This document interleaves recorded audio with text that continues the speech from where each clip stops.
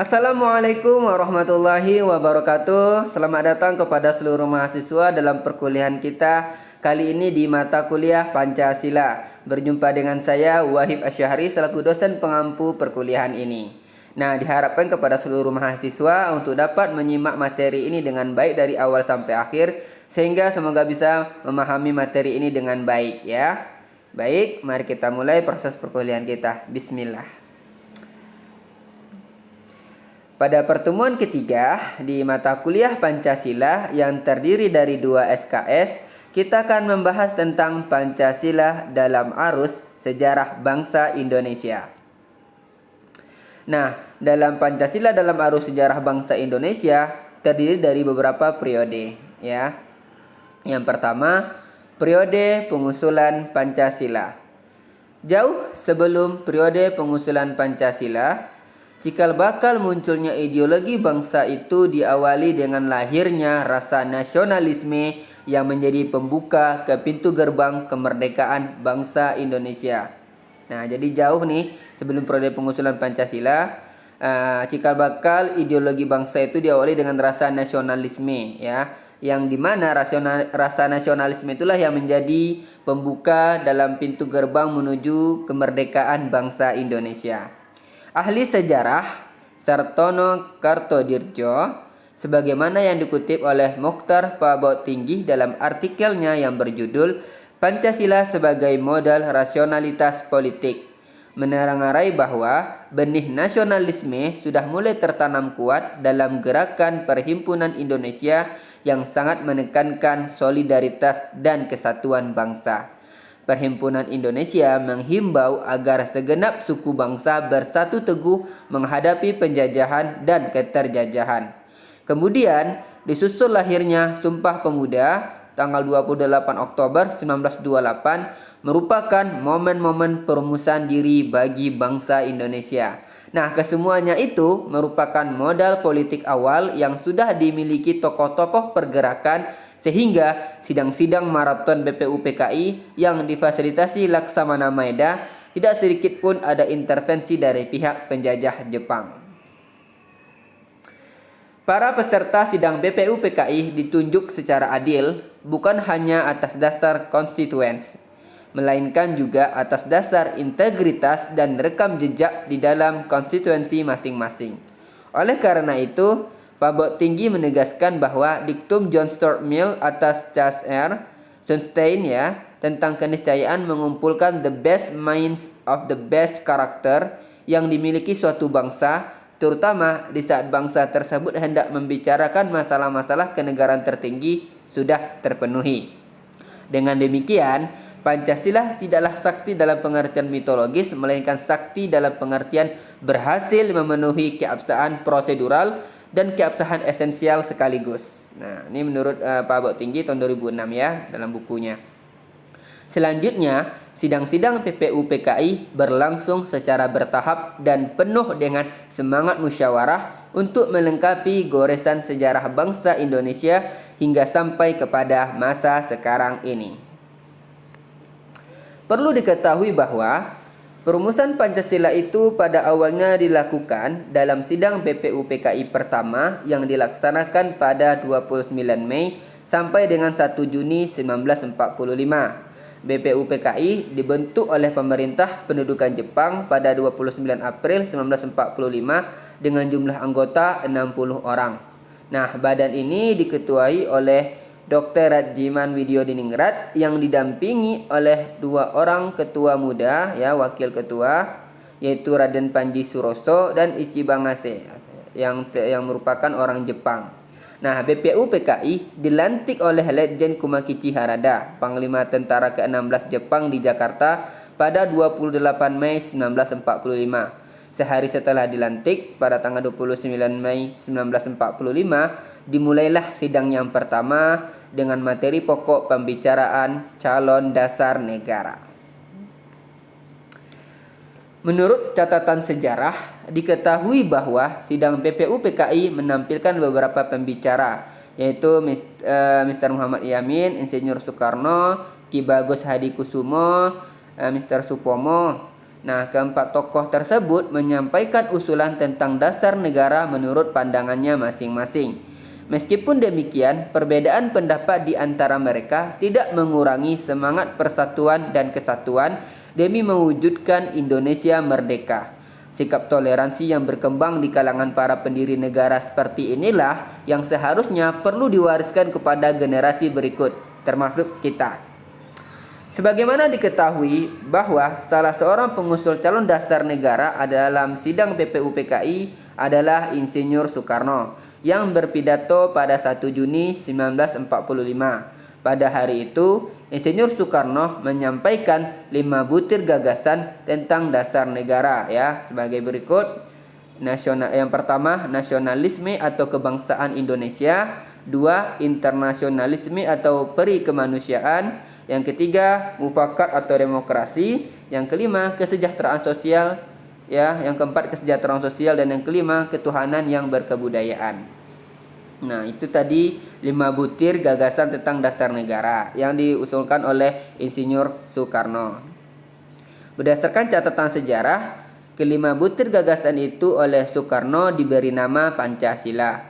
Selanjutnya, Soekarno juga mengusulkan jika seandainya peserta tidak menyukai angka 5, ya, yang terdiri dari 5, maka ia menawarkan angka 3 yaitu Trisila. Yang terdiri atas 1 sosionasionalisme, 2 sosiodemokrasi, dan ketuhanan yang Maha Esa yang ketiga.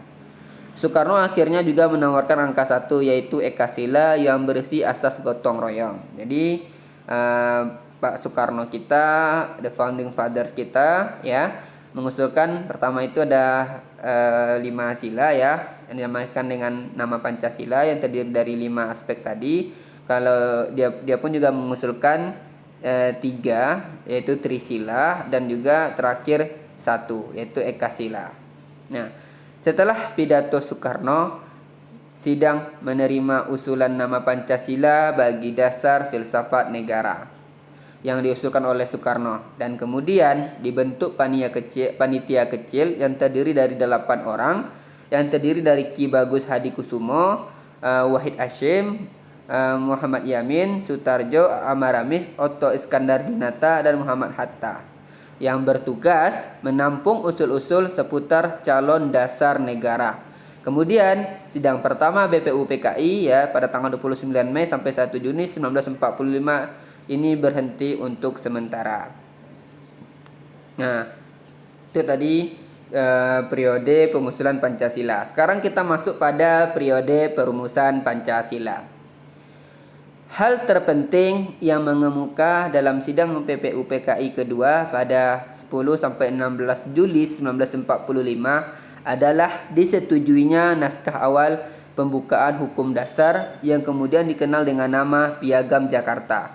Piagam Jakarta itu merupakan naskah awal pernyataan kemerdekaan Indonesia. Pada alinea keempat Piagam Jakarta itulah terdapat rumusan Pancasila sebagai berikut ya. Yang pertama, 1. Ketuhanan dengan kewajiban menjalankan syariat Islam bagi pemeluk-pemeluknya. 2. Kemanusiaan yang adil dan beradab. 3. Persatuan Indonesia. 4. Kerakyatan yang dipimpin oleh hikmat kebijaksanaan dalam permusyawaratan perwakilan. Yang kelima, keadilan sosial bagi seluruh rakyat Indonesia. Nah, naskah awal pembukaan hukum dasar yang dijuluki Piagam Jakarta ini kemudian dijadikan sebagai pembukaan Undang-Undang Dasar 1945 dengan sejumlah perubahan di sana sini. Nah, perubahan di mana saja itu? Nah, benar, itu pada sila pertama. Diganti dengan ketuhanan yang Maha Esa.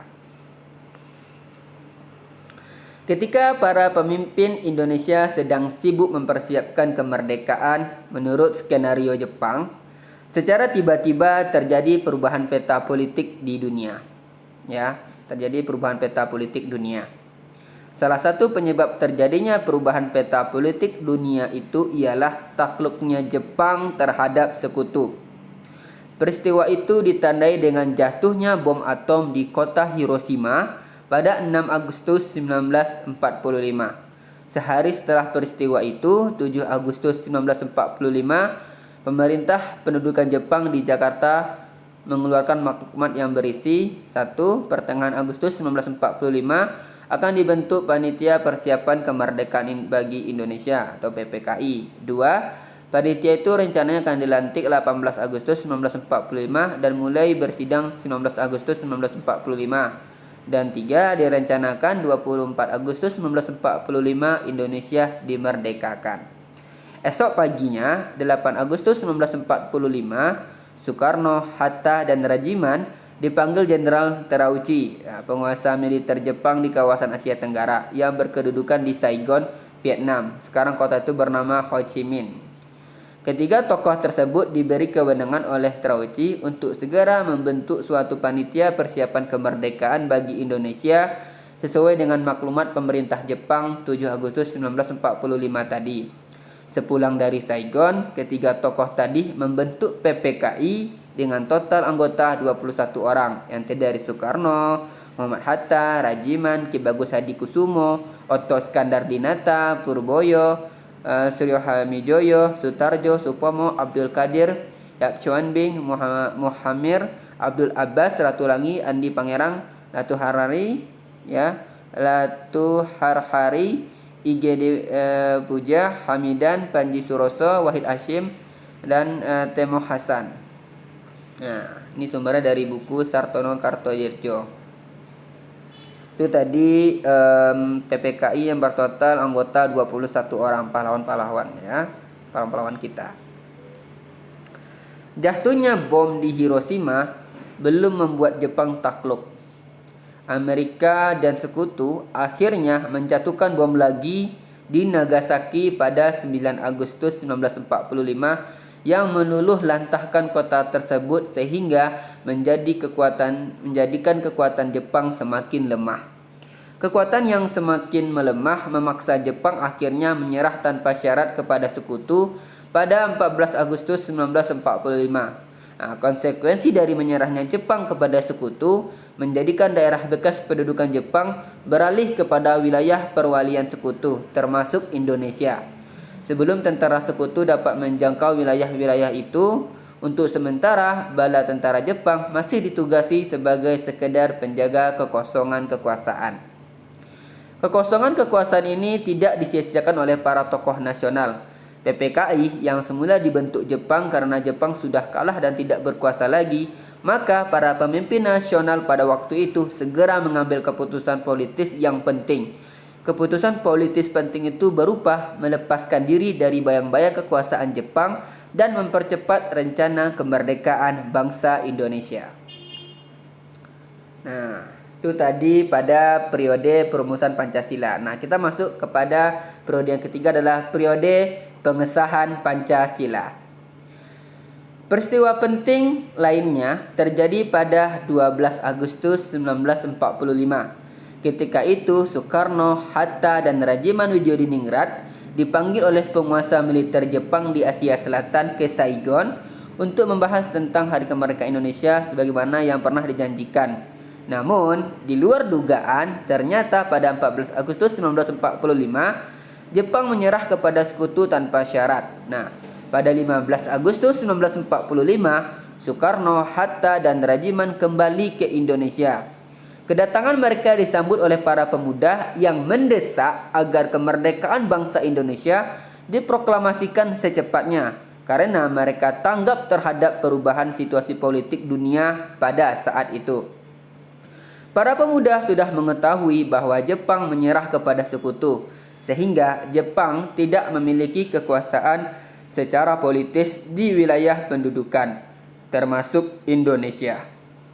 Perubahan situasi yang cepat itu menimbulkan kesalahpahaman antara kelompok pemuda dengan Soekarno dan kawan-kawan, sehingga terjadilah penculikan atas diri Soekarno dan Muhammad Hatta ke Rengas Dengklok ya. Dalam istilah pemuda pada waktu itu mengamankan. Tindakan pemuda itu didasarkan keputusan rapat yang diadakan pada pukul 12 malam ya menjelang 16 Agustus 1945 di Cikini, nomor 71 Jakarta.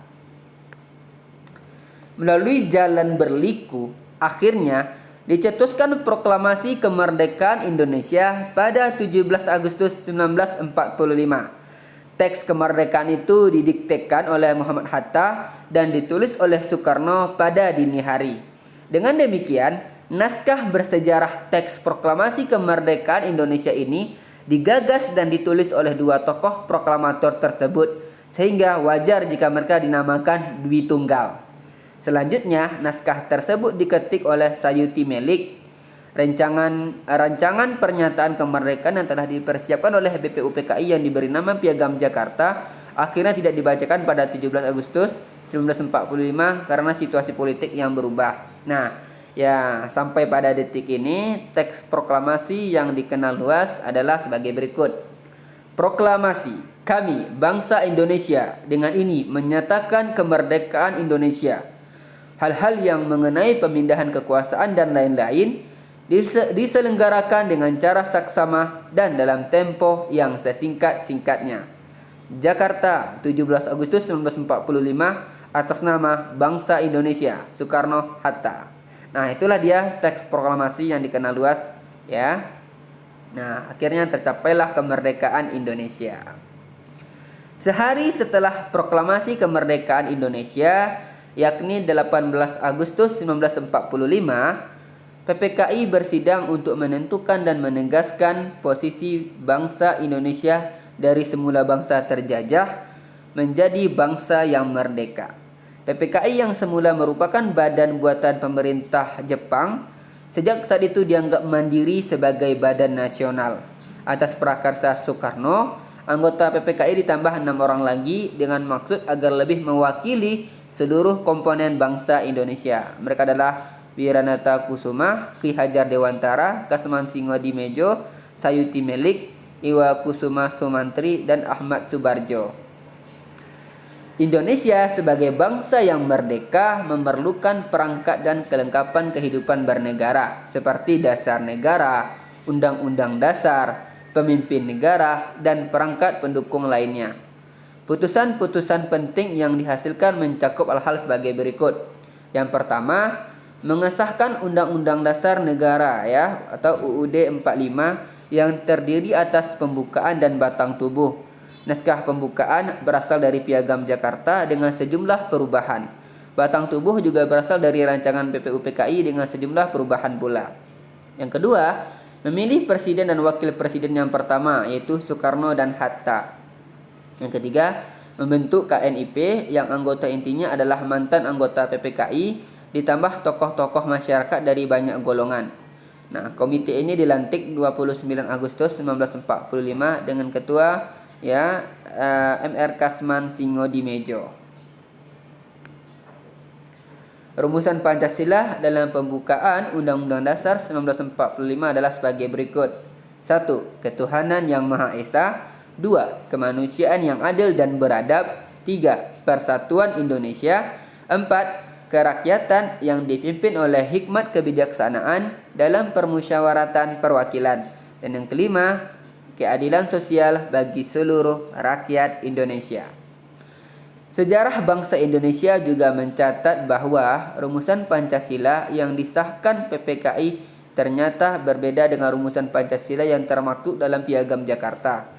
Hal ini terjadi karena adanya tuntutan dari wakil yang mengatasnamakan masyarakat Indonesia bagian timur yang menemui Bung Hatta yang mempertanyakan 7 kata di belakang kata ketuhanan, yaitu dengan kewajiban menjalankan syariat Islam bagi pemeluk-pemeluknya. Tuntutan ini dianggap secara arif oleh para pendiri negara, sehingga terjadi perubahan yang disepakati, yang dihapusnya 7 kata yang dianggap menjadi hambatan di kemudian hari dan diganti dengan istilah ketuhanan yang Maha Esa, seperti yang telah kita kenal saat sekarang ini.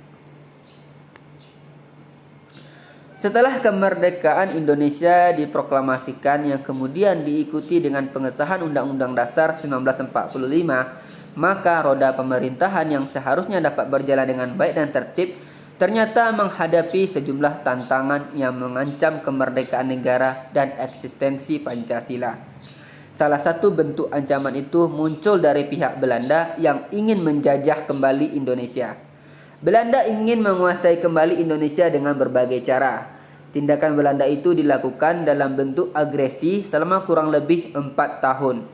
Setelah pengakuan kedaulatan bangsa Indonesia oleh Belanda pada 27 Desember 1949, maka Indonesia pada 17 Agustus 1945 kembali ke negara kesatuan yang sebelumnya berbentuk Republik Indonesia Serikat atau RIS. Perubahan bentuk negara dari negara serikat ke negara kesatuan tidak diikuti dengan penggunaan Undang-Undang Dasar 1945, tetapi dibuatlah konstituensi baru yang dinamakan Undang-Undang Dasar Sementara 1950 atau UUDS 1950. Permasalahannya ialah ketika Indonesia kembali negara kesatuan, ternyata tidak menggunakan Undang-Undang Dasar 1945 sehingga menimbulkan persoalan di kehidupan bernegara di kemudian hari. Berdasarkan Undang-Undang Dasar Sementara 1950, dilaksanakanlah pemilu yang pertama pada 1955. Nah, pemilu ini dilaksanakan untuk membentuk dua badan perwakilan, yaitu Badan Konstituante yang akan mengemban tugas membuat konstitusi atau undang-undang dasar, dan DPR yang akan berperan sebagai parlemen. Pada 1956, Badan Konstituante mulai bersidang di Bandung untuk membuat undang-undang dasar yang definitif sebagai pengganti UUDS 1950. Sebenarnya telah banyak pasal-pasal yang dirumuskan, akan tetapi sidang menjadi berlarut-larut ketika pembicaraan memasuki kawasan dasar negara. Sebagian anggota menghendaki Islam sebagai dasar negara, sementara sebagian yang lain tetap menghendaki Pancasila sebagai dasar negara. Kebuntuan ini diselesaikan lewat voting, tetapi selalu gagal mencapai putusan karena selalu tidak memenuhi syarat voting yang ditetapkan. Akibatnya, banyak anggota konstituante yang menyatakan tidak akan lagi menghadiri sidang. Keadaan ini memprihatinkan Soekarno sebagai kepala negara.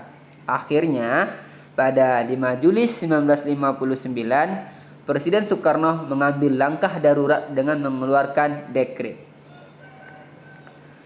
Setelah dekret Presiden Soekarno 5 Juli 1959, seharusnya pelaksanaan sistem pemerintah negara didasarkan pada Undang-Undang Dasar 1945. Karena pemberlakuan kembali UUD 45 menuntut konsekuensi sebagai berikut. Pertama, penulisan Pancasila sebagaimana termaktub dalam pembukaan Undang-Undang Dasar 1945. Kedua, penyelenggaraan negara seharusnya dilaksanakan sebagaimana amanat batang tubuh UUD 45. Dan ketiga, segera dibentuk MPRS dan DPAS. Tapi pada kenyataannya, setelah dekret Presiden 5 Juli 1959, terjadi beberapa hal yang berkaitan dengan penulisan sila-sila Pancasila yang tidak seragam. Sesudah dikeluarkannya Dekret 5 Juli 1959 oleh Presiden Soekarno, terjadi beberapa penyelewengan terhadap UUD 1945. Antara lain, Soekarno diangkat sebagai presiden seumur hidup melalui TAP MPR nomor 3/MPRS/1960. Selain itu, kekuasaan Presiden Soekarno berada di puncak piramida. Artinya, berada pada posisi tertinggi yang membawahi Ketua MPRS, Ketua DPR, dan Ketua DPA yang pada waktu itu diangkat Soekarno sebagai menteri dalam kabinetnya, sehingga mengakibatkan sejumlah intrik politik dan perebutan pengaruh berbagai pihak dengan berbagai cara, baik dengan mendekati maupun menjauhi presiden. Pertentangan antar pihak begitu keras, seperti yang terjadi antara tokoh PKI dengan perwira Angkatan Darat, sehingga terjadilah penculikan dan pembunuhan sejumlah perwira Angkatan Darat yang dikenal dengan peristiwa Gerakan 30 September atau G30 SPKI. Peristiwa G30 SPKI menimbulkan peralihan kekuasaan dari Soekarno ke Soeharto. Peralihan kekuasaan itu diawali dengan terbitnya surat perintah dari Presiden Soekarno kepada Letnan Jenderal Soeharto yang di kemudian hari terkenal dengan nama Super Semar atau Surat Perintah 11 Maret. Surat itu intinya berisi perintah Presiden kepada Soeharto agar mengambil langkah-langkah pengamanan untuk menyelamatkan keadaan. Super Semar ini dibuat di Istana Bogor dan dijemput oleh Basuki Rahmat, Amir Mahmud, dan M. Yusuf. Super Semar ini pun juga menjadi kontroversial di belakang hari.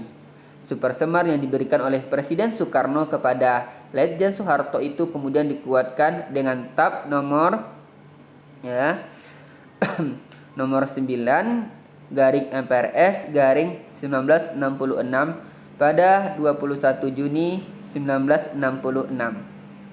Dengan demikian, status super semar menjadi berubah. Mula-mula hanya sebuah surat perintah presiden, kemudian menjadi ketetapan MPRS.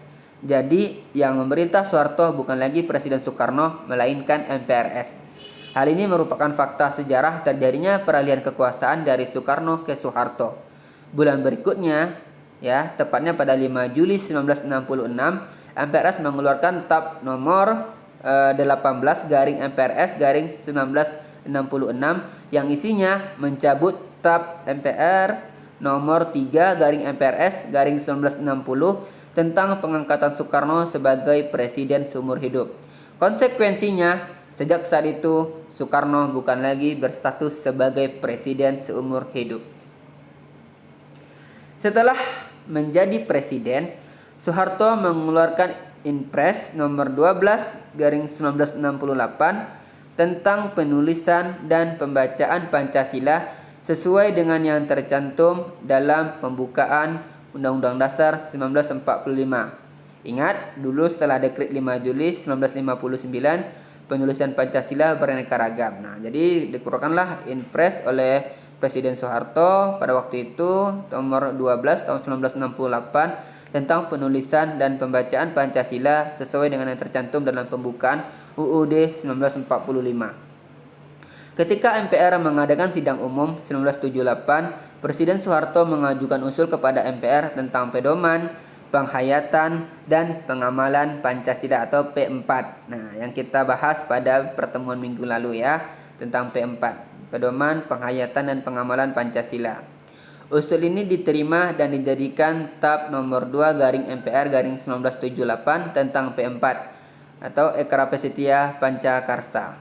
Nah, dalam TAP itu diperintahkan supaya pemerintah dan DPR menyebarluaskan P4. Presiden Soeharto kemudian mengeluarkan Inpres nomor 10 garing 1978 yang berisi penataran bagi pegawai negeri Republik Indonesia. Kemudian dikeluarkan juga Kepres nomor 10 tahun 1979 tentang pembentukan BP7 dari tingkat pusat hingga Dati 2. Pancasila juga dijadikan satu-satunya asas bagi Orsospol. Ya, tercantum dalam Undang-Undang nomor 3 garing 1985 tentang Parpol dan Golkar. Dan bagi Ormas tercantum dalam Undang-Undang nomor 8 1985 tentang Ormas. Banyak pro dan kontra atas lahirnya kedua undang-undang itu. Namun dengan kekuasaan rezim Soeharto yang makin kokoh sehingga tidak ada yang berani menentang. Oke. Itu tadi periode pengesahan Pancasila. Nah, sekarang kita masuk kepada materi yang kedua ya. Diperlukannya Pancasila dalam kajian sejarah bangsa Indonesia. Pertama, Pancasila sebagai identitas bangsa Indonesia. Sebagaimana diketahui bahwa setiap bangsa manapun di dunia ini pasti memiliki identitas yang sesuai dengan latar belakang budaya masing-masing. Budaya merupakan proses cipta, ya. Budaya merupakan proses cipta, rasa dan karsa yang perlu dikelola dan dikembangkan secara terus-menerus. Budaya dapat membentuk identitas suatu bangsa melalui proses inkulturasi dan akulturasi. Pancasila sebagai identitas bangsa Indonesia merupakan konsekuensi dari proses inkulturasi dan akulturasi tersebut. Kebudayaan itu sendiri mengandung banyak pengertian dan definisi. Salah satu definisi kebudayaan adalah sebagai berikut. Suatu desain untuk hidup yang merupakan suatu perencanaan dan sesuai dengan perencanaan itu masyarakat mengadaptasikan dirinya pada lingkungan fisik, sosial, dan gagasan. Nah, di Sastra Prateja tahun 1991 halaman 144. Apabila definisi kebudayaan ini ditarik ke dalam kehidupan berbangsa dan bernegara, maka negara Indonesia memerlukan suatu rancangan masa depan bagi bangsa agar masyarakat dapat menyesuaikan diri dengan situasi dan lingkungan baru, yakni kehidupan berbangsa yang mengatasi kepentingan individu atau kelompok. Kebudayaan bangsa Indonesia merupakan hasil enkulturasi, yaitu proses perpaduan berbagai elemen budaya dalam kehidupan masyarakat, sehingga menjadikan masyarakat berkembang secara dinamis. Terus J.W.M. Baker menyebutkan adanya beberapa saluran enkulturasi yang meliputi jaringan pendidikan, kontrol dan bimbingan keluarga, struktur kepribadian dasar, dan self-expression. Kebudayaan bangsa Indonesia juga merupakan hasil akulturasi sebagaimana yang ditengarai Eka Dharma Putra dalam bukunya Pancasila, Identitas dan Modernitas. Hafilan menegaskan bahwa akulturasi adalah perubahan besar yang terjadi sebagai akibat dari kontak antar kebudayaan yang berlangsung lama. Hal-hal yang terjadi dalam akulturasi meliputi pertama, substitusi, penggantian unsur atau kompleks yang ada oleh yang lain yang mengambil alih fungsinya dengan perubahan struktural yang minimal. Yang kedua, sinkretisme, yaitu percampuran unsur-unsur lama untuk membentuk sistem baru. Yang ketiga, adisi, tambahan unsur atau kompleks-kompleks baru. Yang keempat, originasi, tumbuhnya unsur-unsur baru untuk memenuhi kebutuhan situasi yang berubah. Yang kelima, rejeksi, perubahan yang berlangsung cepat dapat membuat sejumlah besar orang tidak dapat menerimanya sehingga menyebabkan penolakan total atau timbulnya pemberontakan atau gerakan kebangkitan. Nah, ini dari rujukan Haviland. Pemaparan tentang Pancasila sebagai identitas bangsa atau juga disebut sebagai jati diri bangsa Indonesia dapat ditemukan dalam berbagai literatur, baik dalam bentuk bahasan sejarah bangsa Indonesia maupun dalam bentuk bahasan tentang pemerintahan di Indonesia. As'ad Ali dalam buku Negara Pancasila dan Kemaslahatan Berbangsa mengatakan bahwa Pancasila sebagai identitas kultural dapat ditelusuri dari kehidupan agama yang berlaku dalam masyarakat Indonesia. Karena tradisi dan kultur bangsa Indonesia dapat ditelusuri melalui peran agama-agama besar seperti peradaban Hindu, Buddha, Islam, dan Kristen. Agama-agama tersebut menyumbang dan menyempurnakan konstruksi nilai, norma, tradisi, dan kebiasaan-kebiasaan yang berkembang dalam masyarakat. Misalnya konstruksi, tradisi, dan kultur masyarakat Melayu, Minangkabau, dan Aceh tidak bisa dilepaskan dari peran peradaban Islam. Sementara konstruksi budaya Toraja dan Papua tidak terlepas dari peradaban Kristen. Demikian pula halnya dengan konstruksi budaya masyarakat Bali yang sepenuhnya dibentuk oleh peradaban Hindu. Nah, terus kita masuk pada poin kedua, Pancasila sebagai kepribadian bangsa Indonesia. Pancasila disebut juga sebagai kepribadian bangsa Indonesia, artinya nilai-nilai ketuhanan, kemanusiaan, persatuan, kerakyatan, dan keadilan diwujudkan dalam sikap mental dan tingkah laku serta amal perbuatan. Sikap mental, tingkah laku, dan perbuatan bangsa Indonesia mempunyai ciri khas, artinya dapat dibedakan dengan bangsa lain. Kepribadian itu mengacu pada sesuatu yang unik dan khas karena tidak ada pribadi yang benar-benar sama. Setiap pribadi mencerminkan keadaan atau halnya sendiri. Demikian pula halnya dengan ideologi bangsa. Meskipun nilai ketuhanan, kemanusiaan, persatuan, kerakyatan, dan keadilan juga terdapat dalam ideologi bangsa-bangsa lain, tetapi bagi bangsa Indonesia, kelima sila tersebut mencerminkan kepribadian bangsa karena diangkat dari nilai-nilai kehidupan masyarakat Indonesia sendiri dan dilaksanakan secara simultan. Di samping itu, proses akulturasi dan inkulturasi ikut memengaruhi kepribadian bangsa Indonesia dengan berbagai variasi yang sangat beragam. Kendati pun demikian, kepribadian bangsa Indonesia sendiri sudah terbentuk sejak lama sehingga sejarah mencatat kejayaan di zaman Majapahit, Sriwijaya, Mataram, dan lain-lain yang memperlihatkan keunggulan peradaban di masa itu. Nilai-nilai spiritual, sistem perekonomian, politik, budaya merupakan contoh keunggulan yang berakar dari kepribadian masyarakat Indonesia sendiri. Poin ketiga ya, Pancasila sebagai pandangan hidup bangsa Indonesia. Pancasila dikatakan sebagai pandangan hidup bangsa, artinya nilai-nilai ketuhanan, kemanusiaan, persatuan, kerakyatan, dan keadilan diyakini kebenarannya, kebaikannya, keindahannya, dan kegunaannya oleh bangsa Indonesia yang dijadikan sebagai pedoman kehidupan bermasyarakat dan berbangsa dan menimbulkan tekad yang kuat untuk mengamalkannya dalam kehidupan nyata. Pancasila sebagai pandangan hidup berarti nilai-nilai Pancasila melekat dalam kehidupan masyarakat dan dijadikan norma dalam bersikap dan bertindak. Ketika Pancasila berfungsi sebagai pandangan hidup bangsa Indonesia, maka seluruh nilai Pancasila dimanifestasi ke dalam kehidupan bermasyarakat, berbangsa, dan bernegara. Poin keempat, Pancasila sebagai jiwa bangsa. Sebagaimana dikatakan von Savikny bahwa setiap bangsa mempunyai jiwanya masing-masing, yang dinamakan Volksgeist, jiwa rakyat atau jiwa bangsa. Pancasila sebagai jiwa bangsa lahir bersamaan dengan lahirnya bangsa Indonesia. Pancasila telah ada sejak dahulu kala bersamaan dengan adanya bangsa Indonesia. Poin kelima, Pancasila sebagai perjanjian luhur. Perjanjian luhur artinya nilai-nilai Pancasila sebagai jiwa bangsa dan kepribadian bangsa disepakati oleh para pendiri negara ya. Nilai-nilai Pancasila sebagai jiwa bangsa dan kepribadian disepakati oleh para pendiri negara atau political consensus sebagai dasar negara Indonesia. Kesepakatan para pendiri negara tentang Pancasila sebagai dasar negara merupakan bukti bahwa pilihan yang diambil pada waktu itu merupakan sesuatu yang tepat. Nah, itu dia materi kita ya pada pertemuan ketiga hari ini. Nah, pada mahasiswa silakan mencari sumber referensi literatur dari berbagai sumber ya, seperti dari buku, artikel jurnal, ataupun karya-karya ilmiah yang terkait dengan materi kita pada hari ini. Nah, demikian dari saya, Wahib Asyahri. Salah dan khilaf saya mohon maaf.